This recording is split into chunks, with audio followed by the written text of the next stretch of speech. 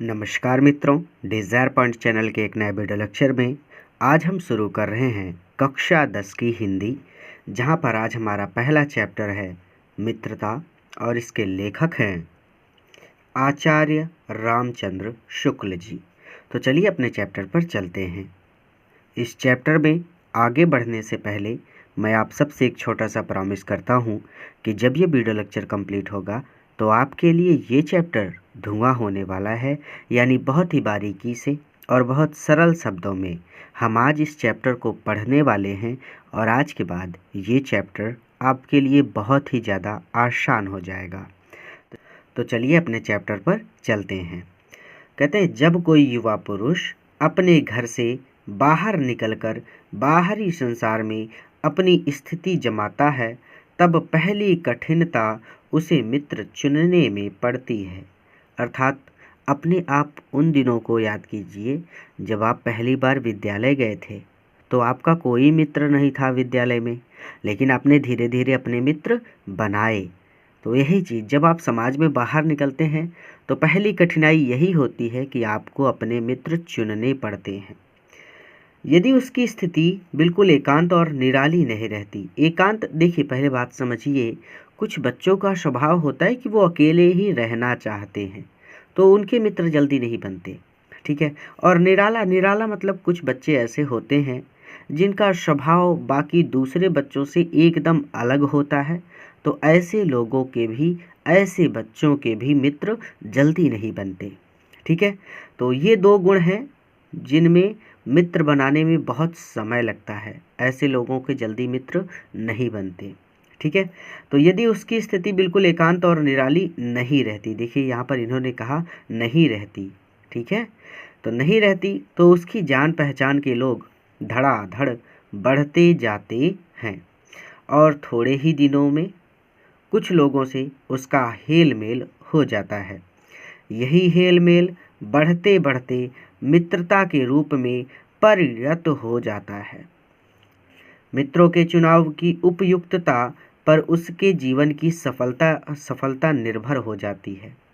यहाँ पर बड़ी बात कही गई है कि मित्रों के चुनाव की उपयुक्तता पर उसके जीवन की सफलता निर्भर हो जाती है। अर्थात जैसे मित्र होंगे वैसे ही आप भी बन जाएंगे, क्योंकि संगति का गुप्त प्रभाव हमारे आचरण पर बड़ा भारी पड़ता है, ठीक है। ये हम सब ने सुना है कि संगत का असर जरूर होता है, तो अपने मित्रों का चुनाव हमें ध्यानपूर्वक करना चाहिए। हम लोग ऐसे समय में समाज में प्रवेश करके अपना कार्य आरंभ करते हैं जबकि हमारा चित्त कोमल और हर तरह का संस्कार ग्रहण करने योग्य रहता है। अर्थात अपनी बाल्यावस्था में होते हैं आप, जब आप समाज में प्रवेश करते हैं, ज़्यादा सोचने और ज़्यादा समझने की काबिलियत आप में नहीं होती। हमारे भाव अपरिमार्जित और हमारी प्रवृत्ति अपरिपक्व रहती है।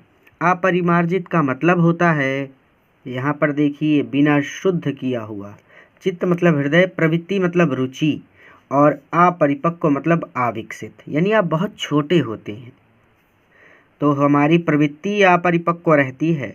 हम लोग कच्ची मिट्टी की मूर्ति के समान रहते हैं। जैसे कच्ची मिट्टी होती है, कुम्हार उसे जैसा रूप देना चाहे वैसा रूप कुम्हार मिट्टी को दे सकता है। ठीक उसी तरह से आपके मित्र भी जैसे चाहें आपको उस रूप में ढाल सकते हैं। अगर आपके मित्र अच्छे हैं तो आप अच्छे बनेंगे। अगर आपने बुरी संगत कर ली तो बुरी संगति का गुण भी आप में धीरे धीरे आ ही जाएगा, भले ही आप कितना भी उन गुणों से बचने की कोशिश करें।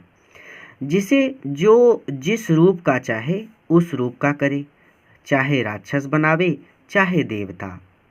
ऐसे लोगों का साथ करना हमारे लिए बुरा है जो हमसे अधिक दृढ़ संकल्प के हैं, क्योंकि हमें उनकी हर एक बात बिना विरोध के मान लेनी पड़ती है। तो यहाँ पर लेखक कह रहे हैं कि ऐसे लोगों का साथ भी ना करें जो आपसे अधिक दृढ़ संकल्प वाले हों। यानी अगर अपनी बात बोल दी उन्होंने तो वो अपनी बात पर अडिग हो। समाज में ऐसे कुछ लोग होते हैं जो लगता है कि अगर उन्होंने बोल दिया तो पत्थर की लकीर हो गई, ठीक है। तो दृढ़ संकल्प वाले जो लोग हैं, और अगर वो आपसे ज़्यादा दृढ़ संकल्प वाले हैं, तो ऐसे लोगों का साथ भी नहीं करना चाहिए, क्योंकि उनकी बात हमें हर बार माननी ही पड़ती है। पर ऐसे लोगों का साथ करना और बुरा है जो हमारी ही बात को ऊपर रखते हैं। अब कुछ लोग समाज में ऐसे भी होते हैं कि आप चाहे अच्छा बोलें या फिर बुरा, वो हमेशा आपको कहेंगे हाँ ठीक है ठीक है ठीक है ठीक है, करते रहो। तो जब विरोध ना हो तब भी गलत है। तो ऐसे लोगों का साथ भी नहीं करना है जो हमेशा आपकी बात को तुरंत मान लेते हैं। आप जो कुछ भी बोलते हैं वो तुरंत मान लेते हैं, तुरंत बोलते हैं ठीक है, सबसे अच्छा है, और हमेशा आपका बखान करते रहते हैं कि नहीं आप ही हैं प्रभु और कोई नहीं है धरा पर। तो ऐसे लोगों का साथ नहीं करना है। चलिए, क्योंकि ऐसी दशा में ना तो हमारे ऊपर कोई दबाव रहता है और ना ही हमारे लिए कोई सहारा रहता है। दोनों अवस्थाओं में जिस बात का भय रहता है उसका पता युवा पुरुषों को प्रायः बहुत कम रहता है।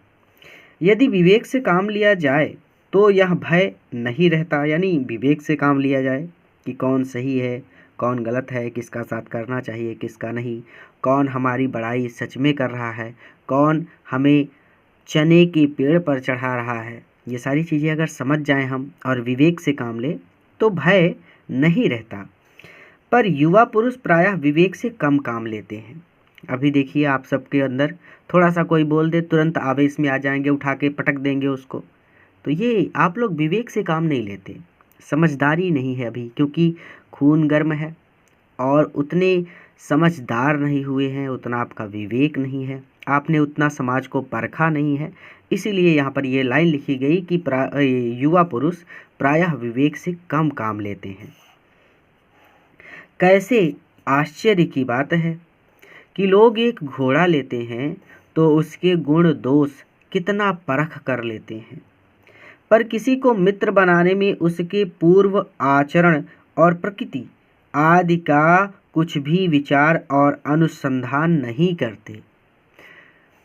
वे उसमें सब बातें अच्छी ही अच्छी मानकर अपना पूरा विश्वास जमा देते हैं। यानी जब हम किसी को मित्र बनाते हैं तो हम यही गलती करते हैं ना, हम ये नहीं देखते कि आज से पहले, यानी आज हमसे ये व्यक्ति मिला है तो इससे पहले ये कैसा था। हम तो देखते हैं उसको, मिलते हैं और उससे तुरंत मित्रता कर लेते हैं, आगे पीछे कुछ भी नहीं सोचते। यही चीज़, हंसमुख चेहरा, बातचीत का ढंग, थोड़ी चतुराई या साहस, यही दो चार बातें किसी में देखकर लोग चटपट अपना बना लेते हैं। हम लोग यह नहीं सोचते कि मैत्री का उद्देश्य क्या है तथा जीवन के व्यवहार में उसका कुछ मूल्य भी है। यह बात हमें नहीं सूझती कि यह एक ऐसा साधन है जिससे आत्म शिक्षा का कार्य बहुत सुगम हो जाता है। यानी अगर आपका मित्र अच्छा है तो आत्म शिक्षा मतलब अच्छे व्यक्ति का साथ करेंगे तो आप में अच्छी आदतें अपने आप ही आने लगेंगी। इसको बोलते हैं आत्म शिक्षा। जो चीज़ें आप दूसरों को देखकर स्वयं सीख लें, किसी गुरु की आवश्यकता ना पड़े। एक प्राचीन विद्वान का वचन है, विश्वास पात्र मित्र से बड़ी भारी रक्षा रहती है। ये तो बहुत ही सच बात है। अगर आपको कोई विश्वास पात्र मिल गया तो ये बड़ा सौभाग्य है। आज के समय में विश्वास पात्र मिलना बहुत कठिन है। जिसे ऐसा मित्र मिल जाए उसे समझना चाहिए कि खजाना मिल गया। विश्वास पात्र मित्र जीवन की एक औषधि है। हमें अपने मित्रों से यह आशा रखनी चाहिए कि वे उत्तम संकल्पों में हमें दृढ़ करेंगे। यानी जब उत्तम संकल्प, यानी जब कोई हम निर्णय लेंगे या जीवन में कुछ बनने का ठान लेंगे तो वो हमें दृढ़ करेंगे, अर्थात हमारा सहारा बनेंगे। हमें एक बताएंगे कि हाँ तुम अच्छे रास्ते पर चलो, ये काम करो, ऐसा करो, वो करो, ये सारी चीज़ें। ठीक है। तो उत्तम संकल्पों में, यानी जब हम कोई अच्छा काम करने का संकल्प करेंगे तो वो हमें दृढ़ करेंगे, वो हमें मजबूत बनाएंगे, दोषों और त्रुटियों से हमें बचाएंगे। एक सच्चा मित्र आपको हमेशा गलती करने से बचाता है। हमारे सत्य, पवित्रता और मर्यादा के प्रेम को पुष्ट करेंगे। अभी तो आप बहुत छोटे हैं, लेकिन जब आप थोड़े और बड़े होंगे आप ग्रेजुएट हो जाएंगे, तो ये चीज़ें आपके लिए बहुत मायने रखेंगी। आपका सत्य, आपकी पवित्रता और आपकी मर्यादा। तो ये क्या करते हैं, सच्चे मित्र क्या करते हैं, ये आपके सत्य, पवित्रता और मर्यादा के प्रेम को पुष्ट करेंगे, अर्थात ये इसको बनाए रखते हैं। जब हम कुमार्ग पर पैर रखेंगे, कुमार्ग मतलब बुरे रास्ते, गलत संगत या कोई गलती हम करने जाएंगे तब, तो जब हम कुमार्ग पर पैर रखेंगे तब वे हमें सचेत करेंगे। जब हम हतोत्साहित होंगे तब वे हमें उत्साहित करेंगे। सारांश यह है कि वे हमें उत्तमतापूर्ण जीवन निर्वाह करने में हर तरह से सहायता देंगे। सच्ची मित्रता में उत्तम से उत्तम वैद्य की सी निपुणता और परख होती है। अच्छी से अच्छी माता का सा धैर्य और कोमलता होती है। ऐसी ही मित्रता करने का प्रयत्न पुरुष को करना चाहिए। आगे कहते हैं, छात्रावास में तो मित्रता की धुन सवार रहती है। छात्रावास यानी जब आप विद्यालय में होते हैं तो जो मिला सबसे मित्रता हो गई।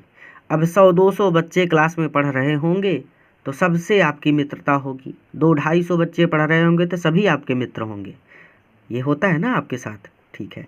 तो छात्रावास में तो मित्रता की धुन सवार रहती है। मित्रता हृदय से उमड़ती पड़ती है। पीछे के जो स्नेह बंधन होते हैं उसमें ना तो उतनी उमंग रहती है, ना उतनी खिन्नता। खिन्नता का तात्पर्य यहाँ पर दुख से है। बाल मैत्री में जो मग्न करने वाला आनंद होता है, जो हृदय को बेधने वाली ईर्ष्या और खिन्नता होती है, वह और कहाँ। अच्छा, ऐसा होता है ना कि जब आप किसी को अपना सच्चा मित्र माने या फिर आप अपनी किसी बालिका को अपनी सच्ची सहेली माने और वो किसी दूसरे को अपना मित्र बना ले, तो आपको ईर्ष्या होने लगती है उस व्यक्ति से कि ये तो हमारा बेस्ट फ्रेंड है और देखो हम इसको अपना बेस्ट फ्रेंड मानते हैं लेकिन ये हमको बेस्ट फ्रेंड नहीं मानता। तो ये सारी चीज़ें होती हैं, लेकिन जब आप बड़े हो जाते हैं तो ये ईर्ष्या कहीं ना कहीं समाप्त हो जाती है और हृदय को बेधने वाली ईर्ष्या यानी यही ईर्ष्या और खिन्नता, खिन्नता मतलब दुख, ठीक है, वह और कहाँ। कैसी मधुरता और कैसी अनुरक्ति होती है, कैसा अपार विश्वास होता है, हृदय के कैसे कैसे उद्गार निकलते हैं। अनुरक्ति का तात्पर्य यहाँ पर प्रेम से है। वर्तमान कैसा आनंदमय दिखाई पड़ता है और भविष्य के संबंध में कैसी लुभाने वाली कल्पनाएं मन में रहती हैं। कितनी जल्दी बातें लगती हैं और कितनी जल्दी मानना मनाना होता है। बच्चे तुरंत ही रूठ जाते हैं और फिर तुरंत उनसे दोस्ती भी हो जाती है, तुरंत खेलने लगते हैं, तो ऐसा हो जाता है। लेकिन जब लोग बड़े हो जाते हैं तो अगर एक बार थोड़ा सा खटास आ गया तो वो एक लंबे समय तक अपना प्रभाव बनाकर रखता है। तो बचपन में बहुत कुछ अच्छा होता है। तो कहते हैं कि सहपाठी की मित्रता, सहपाठी यानी वही सब बच्चे जो आपके साथ क्लास में पढ़ रहे हैं। इस उक्ति में हृदय के कितने भारी उथल पुथल का भाव भरा हुआ है।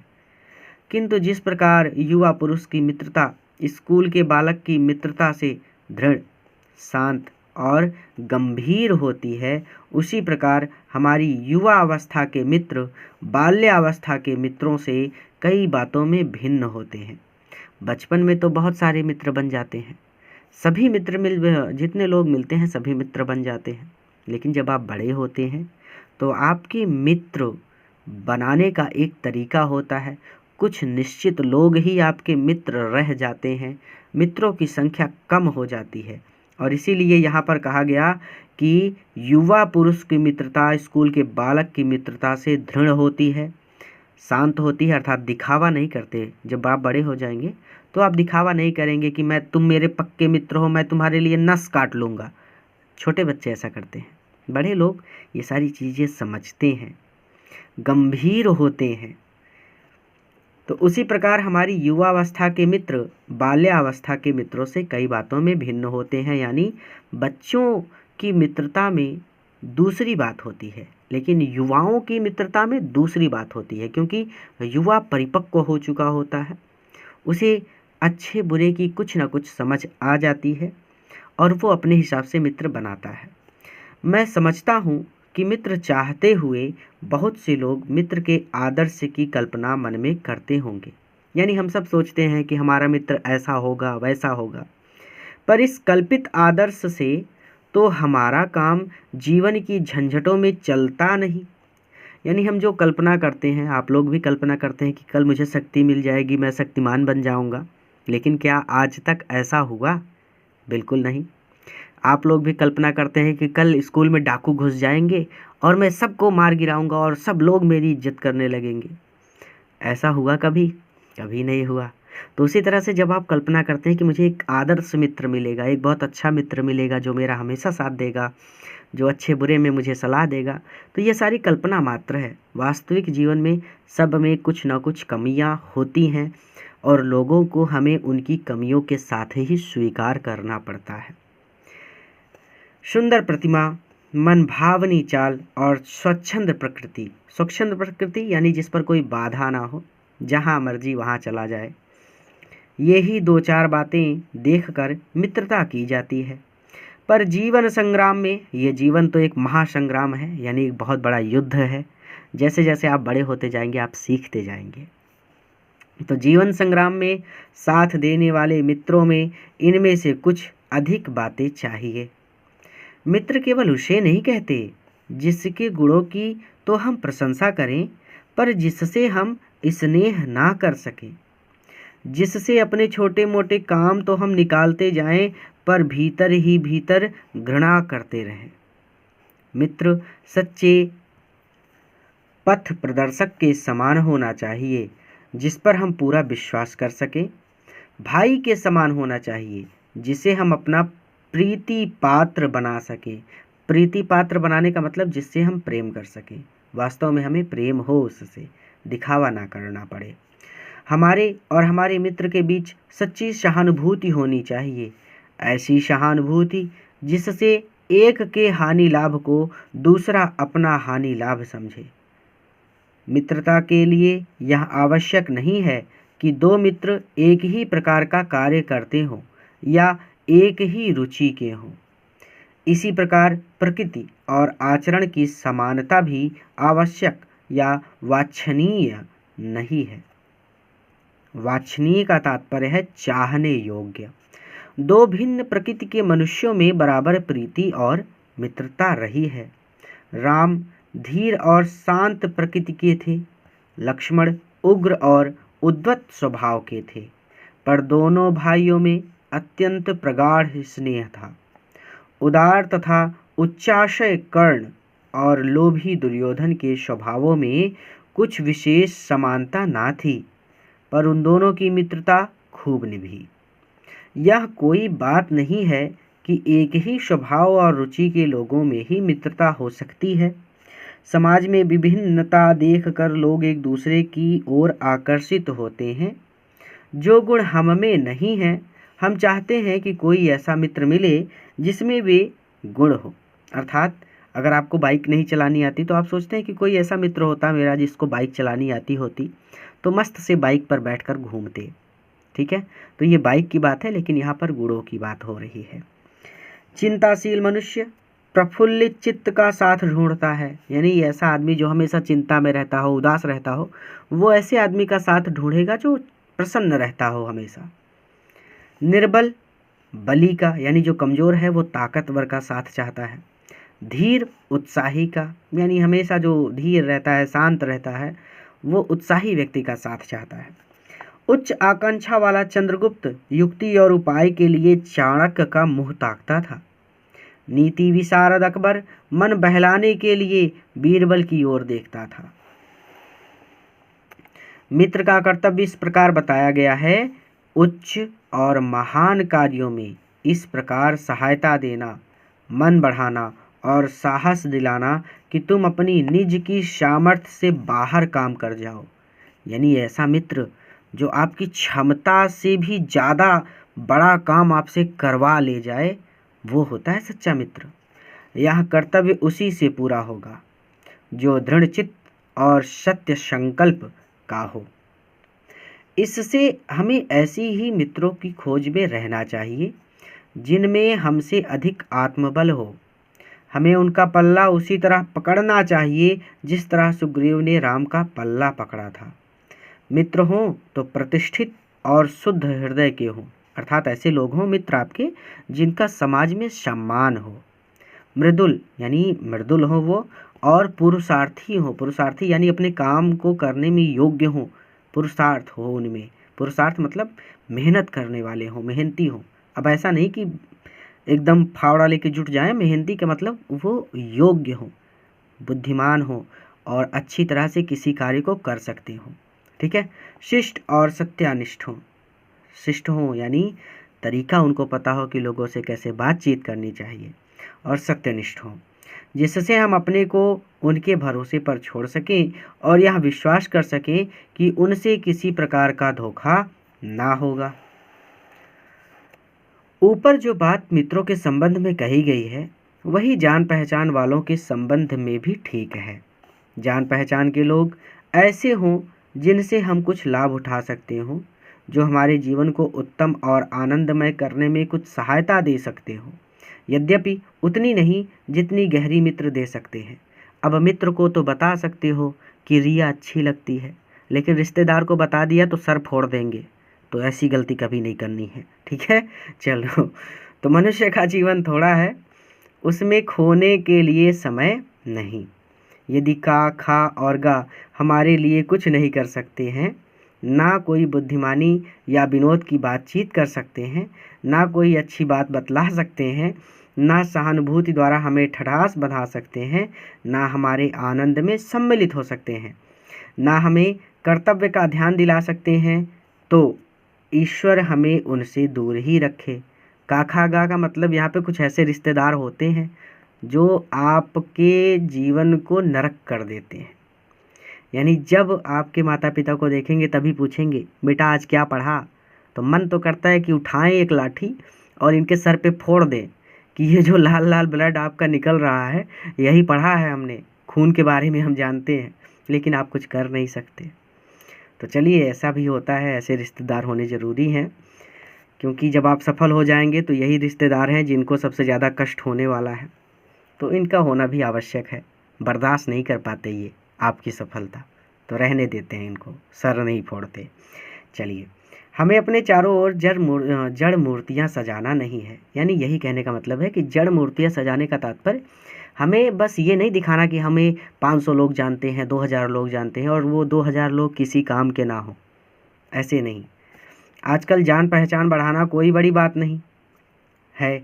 कोई भी युवा पुरुष ऐसे अनेक युवा पुरुषों को पा सकता है जो उसके साथ थिएटर देखने जाएं, नाच रंग में जाएंगे, सैर सपाटे में जाएंगे, भोजन का निमंत्रण स्वीकार करेंगे। यदि ऐसे जान पहचान के लोगों से कुछ हानि न होगी तो लाभ भी ना होगा, पर यदि हानि होगी तो बड़ी भारी होगी। सोचो तो तुम्हारा जीवन कितना नष्ट होगा। यदि ये जान पहचान के लोग उन मन चले युवकों में से निकले जिनकी संख्या दुर्भाग्यवश आजकल बहुत बढ़ रही है, तो मन चले युवक वही गाना गाते हुए बाइक पे चले जा रहे हैं, उल्टी सीधी हरकतें कर रहे हैं, तो ऐसे बच्चों की संख्या आजकल, ऐसे युवकों की संख्या दुर्भाग्यवश बहुत बढ़ रही है। तो वही चीज़ यहाँ पर कह रहे हैं कि युवकों में से निकले जिनकी संख्या दुर्भाग्यवश आजकल बहुत बढ़ रही है, यदि उन सोहदों में से निकले, यानी सोहदा मतलब आलसी, तो सोहदों में से निकले जो अमीरों की बुराइयां और मूर्खताओं की नकल किया करते हैं, दिन रात बनाव श्रृंगार में रहा करते हैं, महफिलों में ओ हो वाह वाह वाह किया करते हैं, गलियों में ठट्ठा मारते हैं और सिगरेट का धुआं उड़ाते चलते हैं, ऐसे नवयुवकों से बढ़कर शून्य, निसार और शोचनीय जीवन और किसका है। निसार यानी जिसमें कोई रस ही ना हो, रस ना हो, ना तो हास्य रस हो, ना शोक रस हो, कुछ ना हो, तो फिर क्या मतलब ऐसा जीवन जीने से। वे अच्छी बातों के सच्चे आनंद से कोसों दूर हैं, उन्हें पता ही नहीं कि एक सम्मान पूर्वक जीवन जीना क्या होता है। तो वही चीज़ यहाँ पर वो बता रहे हैं। उनके लिए ना तो संसार में सुंदर और मनोहर उक्ति वाले कवि हुए हैं और ना संसार में सुंदर आचरण वाले महात्मा हुए हैं। उनके लिए ना तो बड़े बड़े वीर अद्भुत कर्म कर गए हैं और ना बड़े बड़े ग्रंथकार ऐसे विचार छोड़ गए हैं जिनसे मनुष्य जाति के हृदय में सात्विकता की उमंगें उठती हैं। उनके लिए फूल पत्तियों में कोई सौंदर्य नहीं, झरनों के कलकल में मधुर संगीत नहीं, अनंत सागर तरंगों पर गंभीर रहस्यों का आभास नहीं। उनके भाग्य में सच्चे प्रयत्न और पुरुषार्थ का आनंद नहीं। उनके भाग्य में सच्ची प्रीति का सुख और कोमल हृदय की शांति नहीं। जिनकी आत्मा अपने इंद्रियों विषयों में ही लिप्त है, इंद्रियों विषयों में यानी नाक कान, ये सारी इंद्रियां होती है ना हमारी, तो वो सारी चीज़ें नाक कान जीभ त्वचा, ये सब इन सब के विषयों में ही लिप्त है। जिनका हृदय निचाशयों और कुत्सित विचारों से कलुषित है, कलुषित मतलब दूषित है। तो यहाँ पे निचाशयों यानी यहाँ पे आप कह सकते हैं, एक सेकंड में दिखाता हूँ, निचाशयों और कुत्सित दोनों का काम हो जाएगा। ये देखिए, निचाशयों यानी नीच विचारों से, कुत्सित यानी बुरे। ऐसे नाशोन्मुख, नाशोन्मुख यानी जो लोग नाश की ओर जा रहे हैं, जिनका पतन हो जाएगा, प्राणियों को दिन दिन अंधकार में पतित होते देख कौन ऐसा होगा जो तरस ना खाएगा। लेकिन आज का समय ऐसा नहीं है। किसी को सलाह देने जाओगे तो उल्टा मारेगा कि सलाह क्यों दे रहे हो, तुमसे क्या मतलब। तो सलाह देने मत जाना, खुद बच के रहो बस, ठीक है। उसे ऐसे प्राणियों का साथ ना करना चाहिए। मकदूनिया का बादशाह डेमेस्ट्रियस कभी कभी राज्य का सब काम छोड़ अपने ही मेल के 10-5 साथियों को लेकर विषय वासनाओं में लिप्त रहा करता था। विषय वासनाओं का यहाँ पे तात्पर्य है कि राजा महाराजा अपना जो एंजॉय करते थे वो सब कामों में लगे रहते थे। एक बार बीमारी का बहाना करके इसी प्रकार वहाँ अपने दिन काट रहा था। इसी बीच उसका पिता उससे मिलने के लिए गया और उसने एक हंसमुख जवान को कोठरी से बाहर निकलते देखा। जब पिता कोठरी के भीतर पहुंचा तब डेमेस्ट्रियस ने कहा, ज्वर ने मुझे अभी छोड़ा है। पिता ने कहा, हाँ ठीक है, वह दरवाजे पर मुझे मिला था। यानी जब एक हंसमुख जवान, यानी ये लोग हंसी मजाक कर रहे होंगे, तो वो हंसमुख जवान यानी हंसते हुए कोई नवयुवक बाहर निकला होगा, तो उसके पिता ने देख लिया। कुसंग का ज्वर सबसे भयानक होता है। यह केवल नीति और सद्वृत्ति का ही नाश नहीं करता बल्कि बुद्धि का भी क्षय करता है। किसी युवा पुरुष की संगति यदि बुरी होगी तो वह उसके पैरों में बंधी चक्की के समान होगी, जो उसे दिन दिन अवनति के गड्ढे में गिराती जाएगी, और यदि अच्छी होगी तो सहारा देने वाली बाहु के समान होगी, जो उसे निरंतर उन्नति की ओर उठाती जाएगी। उन्नति मतलब आगे बढ़ना, अवनति यानी गड्ढे में गिरना, पीछे आना, ठीक है। इंग्लैंड के एक विद्वान को युवा अवस्था में राज दरबार में जगह नहीं मिली। इस पर जिंदगी भर वह अपने भाग्य को सराहता रहा। बहुत से लोग इसे अपना बड़ा दुर्भाग्य समझते, पर वह अच्छी तरह से जानता था कि वहाँ पर बुरे लोगों की संगति में पड़ता, जो उसकी आध्यात्मिक उन्नति में बाधक होते। आध्यात्म बहुत बड़ी चीज़ है और इसे समझने के लिए आप अभी बहुत छोटे हैं, ठीक है। तो आध्यात्मिक उन्नति में बाधक होते, तो अध्यात्म को अध्यात्म ही आप समझिए, ठीक है। बहुत से लोग ऐसे होते हैं जिनके घड़ी भर के साथ से भी बुद्धि भ्रष्ट हो जाती है। समाज में कुछ लोग मिलते हैं आपको ऐसे कि आप अपने पिताजी से कहिए कि आपको एक फरारी दिला दें, 5 लाख की गाड़ी दिला दें, और ना दिलाए तो नस काट लेना अपनी। और जैसे ही नस काटोगे तो वो डर जाएंगे कि बच्चा हमारा अपने प्राण त्याग देगा अगर इसको 5 लाख की गाड़ी नहीं मिली। तुरंत ले जाएंगे, 5 लाख की गाड़ी दिलाएंगे। ऐसे लोगों से तो सबसे पहले दूर रहना, और ये अगर रास्ते में कभी मिल भी जाए तो इनका सर फोड़ देना, ठीक है। तो ऐसे लोगों से भागो ताकि ये दोबारा ना मिले। इनका सर फोड़ दोगे तो दोबारा मिलेंगे ही नहीं, कहेंगे ये तो मारता है, भाग जाओ यहाँ से, ठीक है। क्योंकि उतनी ही बीच में ऐसी ऐसी बातें कही जाती हैं जो कानों में ना पड़नी चाहिए।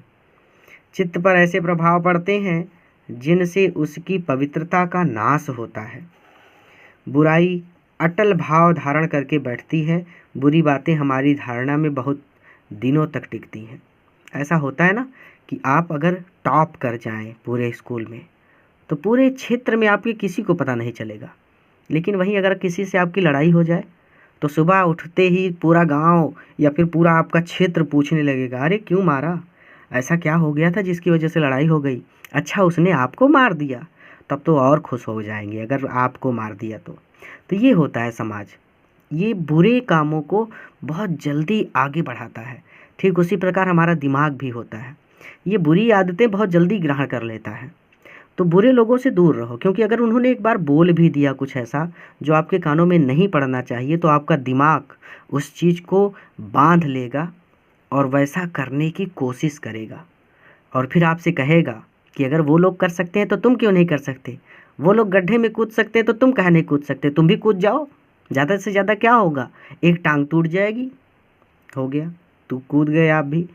यही चीज़, इस बात को प्रायः सभी लोग जानते हैं कि भद्दे व फूहड़ गीत जितनी जल्दी ध्यान पर चढ़ते हैं उतनी जल्दी कोई गंभीर या अच्छी बात नहीं। वही बात है, भद्दे और फूहड़ गीत यानी भोजपुरी गीत आजकल देखिए कितना प्रचलन में है। ये भद्दे और फूहड़ गीत तुरंत आपको याद हो जाएंगे, लेकिन अच्छी बातें अभी सरस्वती वंदना बोलनी हो, याद करनी हो तो सबको याद ही नहीं होगा, रोने लगेंगे वहीं। तो वही चीज़, उतनी जल्दी कोई गंभीर या अच्छी बात नहीं। यहाँ पर ये बात कही गई है ना एग्जाम्पल के लिए। एक बार एक मित्र ने मुझसे कहा कि उसे लड़कपन में कहीं से एक बुरी कहावत सुन पाई थी जिसका ध्यान वह लाख चेष्टा करता है कि ना आए पर बार बार आता है। देखिए ये सही है, वास्तविकता है ये, कि जो चीज़ आप भूलने की कोशिश करेंगे वो बार बार याद आती रहती है। एक डायलॉग भी था इस पर कि ये किसी चीज़ को याद करने की कोशिश करो तो वो याद नहीं आती, और अगर किसी चीज़ को भूलने की कोशिश करो तो वो रोज़ याद आती है। जिन भावनाओं को हम दूर रखना चाहते हैं, जिन बातों को हम याद करना नहीं चाहते, वे बार बार हृदय में उठती हैं और बेधती हैं। अतः तुम पूरी चौकसी रखो, ऐसे लोगों को कभी साथी ना बनाओ जो अश्लील, अपवित्र और फूहड़ बातों से तुम्हें हंसाना चाहें। सावधान रहो, यानी कह रहे हैं सावधान रहो, नहीं तो ऐसी जगह फंसोगे कि जेसीबी से भी खींचे नहीं निकलोगे। ऐसा ना हो कि पहले पहल तुम इसे एक बहुत सामान्य बात समझो और सोचो कि एक बार ऐसा हुआ फिर ऐसा ना होगा, अथवा तुम्हारे चरित्र बल का ऐसा प्रभाव पड़ेगा कि ऐसी बातें बकने वाले आगे चलकर आप सुधर जाएंगे। नहीं, ऐसा नहीं होगा। जब एक बार मनुष्य अपना पैर कीचड़ में डाल देता है तब फिर यह नहीं देखता कि वह कहाँ और कैसी जगह पैर रखता है। धीरे धीरे उन बुरी बातों में अभ्यस्त होते होते तुम्हारी घृणा कम हो जाएगी। पीछे तुम्हें उनसे चिढ़ ना मालूम होगी, क्योंकि तुम यह सोचने लगोगे कि चिढ़ने की बात ही क्या है। यानी वो सारे बुरे लोग आपको अच्छे लगने लगेंगे कि अब जो हो भैया तुम ही हो, और तुम्हारे अलावा तो दुनिया में कुछ दिखता ही नहीं है। ठीक है, तुम्हारा विवेक कुंठित तो हो जाएगा, तुम्हारा विवेक काम ही नहीं करेगा और तुम्हें भले बुरे की पहचान ना रह जाएगी। अंत में होते होते तुम भी बुराई के भक्त बन जाओगे, यानी वो सारी बुरी आदतें आपको भी लग जाएंगी। अतः हृदय को उज्ज्वल और निष्कलंक रखने का सबसे अच्छा उपाय यही है कि बुरी संगत की छूत से बचो। यह पुरानी कहावत है कि काजल की कोठरी में कैसो हुशायानो जाए, एक लीक काजल की लागी है पै लागी है। यानी इसका मतलब कि काजल की कोठरी में कितना भी बुद्धिमान व्यक्ति घुस जाए, एक लीक काजल की एक ना एक निशानी तो लग ही जानी है आपको। यानी काजल की कोठरी में अगर घुस गए तो कपड़े पर या फिर हाथ पर या कहीं ना कहीं पूरे शरीर में कहीं ना कहीं काजल आपको लग ही जाएगा। तो आचार्य रामचंद्र शुक्ल यहाँ पर इसके कुछ कठिन शब्दों के हिंदी और आसान वाक्य भी दिए गए हैं, आप देख सकते हैं। इस वीडियो को अपने मित्रों के साथ ज़रूर शेयर कीजिए ताकि वो भी इससे लाभ ले सकें। पूरा वीडियो देखने के लिए धन्यवाद। एक नए वीडियो लेक्चर में किसी नए चैप्टर के साथ मैं आपसे फिर से मिलूँगा।